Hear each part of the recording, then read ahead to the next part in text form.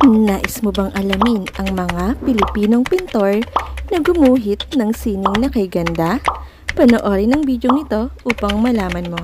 Keep on watching to learn something. This is your teacher She, and welcome back to my channel. Before you proceed, please don't forget to hit the subscribe button, okay? Magandang araw mga bata! Alam niyo ba na kilala ang mga Pilipino sa pagkakaroon ng malawak na imahinasyon, pagiging malikhain, talentado at mahusay sa iba't ibang larangan tulad ng masining na paglikha? Patunay rito ang ilan sa mga tanyag na pintor na gumagamit ng iba't ibang pamamaraan na talaga namang maipagmamalaki ng ating bayan dahil ang bawat likhang sining ng mga taong ito ay sumasalamin sa makulay na kultura at kaugalian ng mga Pilipino.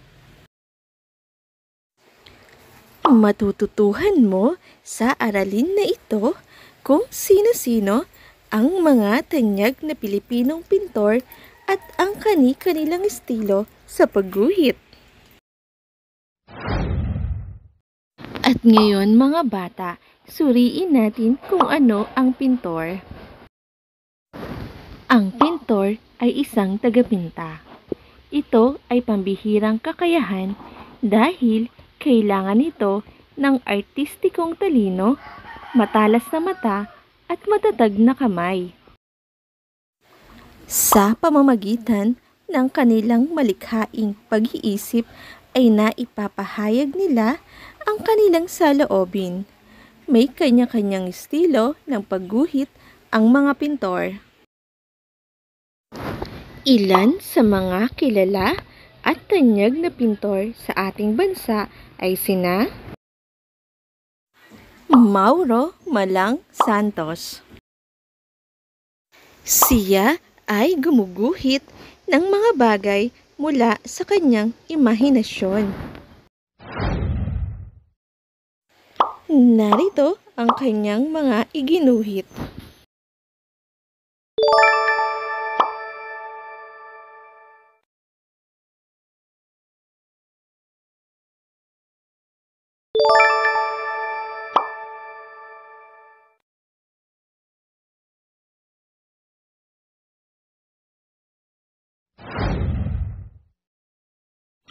Pangalawa, si Fernando C. Amorsolo. Siya ay gumagamit ng konseptong still life o pagguhit ng mga totoong tao o bagay na makikita sa kapaligiran. Narito ang ilan sa kanyang mga iginuhit.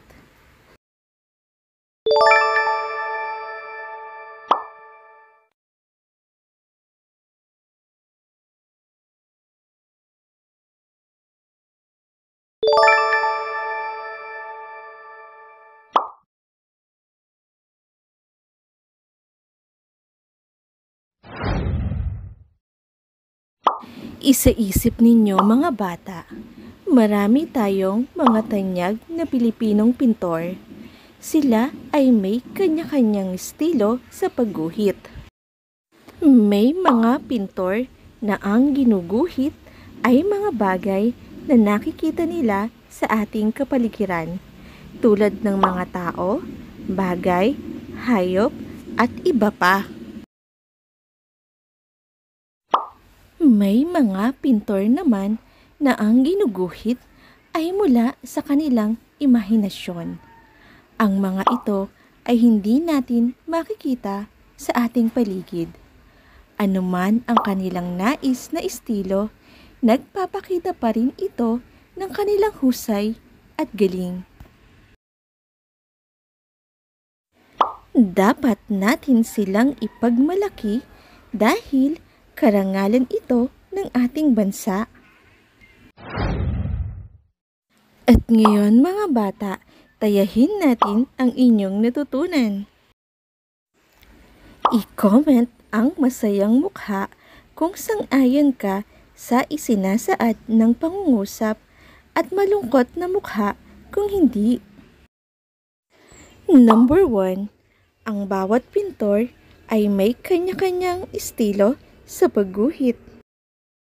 Number 2. Dapat nating ipagmalaki ang mga Pilipinong pintor. Number 3. Magkaiba ang likhang sining ni Mauro Malang Santos at ni Fernando Amorsolo. Number 4. Huwag nating tangkilikin ang mga gawa ng mga Pilipinong pintor. Number 5. Marami tayong mga tanyag na Pilipinong pintor. Maaaring i-post ang bidyong ito upang ikaw ay makasagot. Narito ang mga tamang kasagutan. Nakakuha ka ba ng perfect score? Magaling! Thanks for learning with me. Subscribe to my channel for more educational videos. God bless us all. Bye!